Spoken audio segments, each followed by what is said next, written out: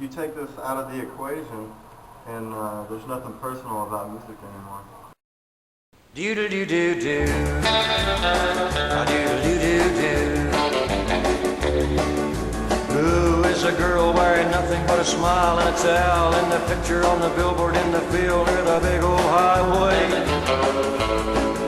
Rolling down the highway in my Jimmy hauling freight from Chicago to St. Louis, Lord, I see her every day. A double clutching weasel like me can hardly ever get a girl to look at him. There's some things I guess you can't do anymore, some things that are still relevant. Number one, that was the only medium we had back then. I think some people gotta remember there wasn't the internet, there wasn't MP3s. It's basically you thought about if you're going to get something out, you made a record, and what was neat for us was there was a lot of college radio stations back then. If we made a record, we could send it to them, and they'd give us airplay, and we'd get a chart back that week or several weeks later showing where we had made a listing on there. What was also neat was there was some really cool fanzines around the country or even around the world that would review it, so that would stir up an interest where you get people to buy it, and there would be some record stores you'd want to get them out. If it weren't for stores like this, I wouldn't even have gotten a lot of different music, local music that was around, or even local state music that was around, because you know, it's the only place you're going to find stuff like that. You know, other than that, you can go online, but it's not the same. You're not going to...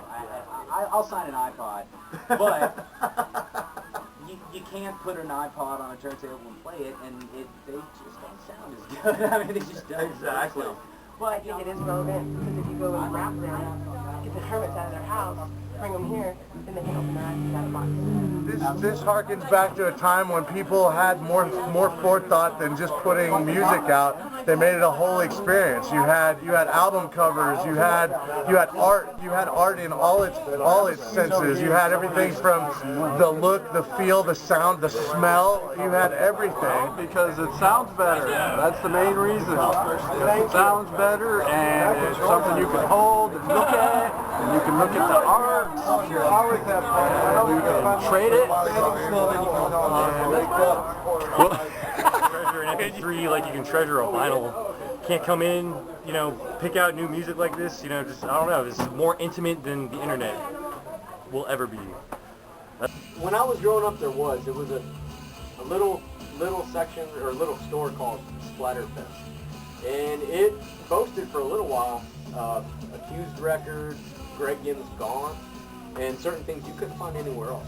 Cold War-era radical political publications like these were the only source for news and ideas shared outside of mainstream America. There were several small publishers with small distribution who would sell their paper at independent record shops or independent bookstores. These were a vital resource for people who thought outside of the box of what the 6 o'clock news was telling them, and a very important part of American culture and life before the internet.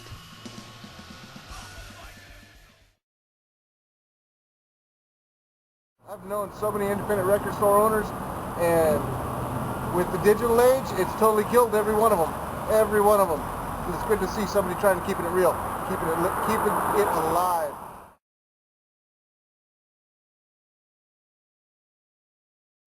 Hello everyone, I want to welcome everyone to Third Scroll Records.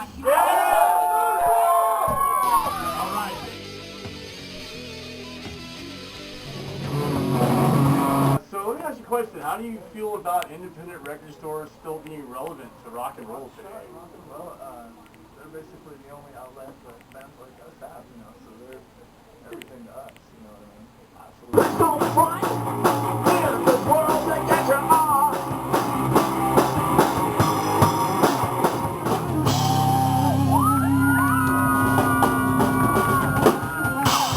How relevant would a store like that have been to Corpus Christi at that time for a musician? Oh, man.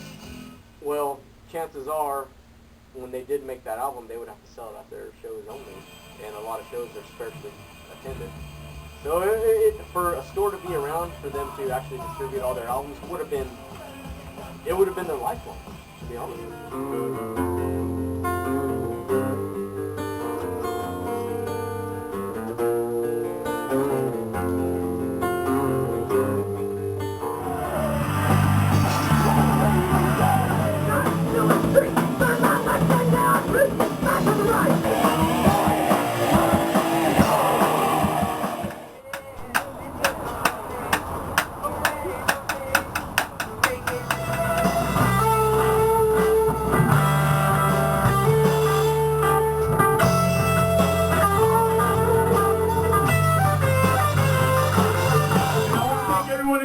so important to support independent record stores. We're one of the last things left, period, that still supports the music.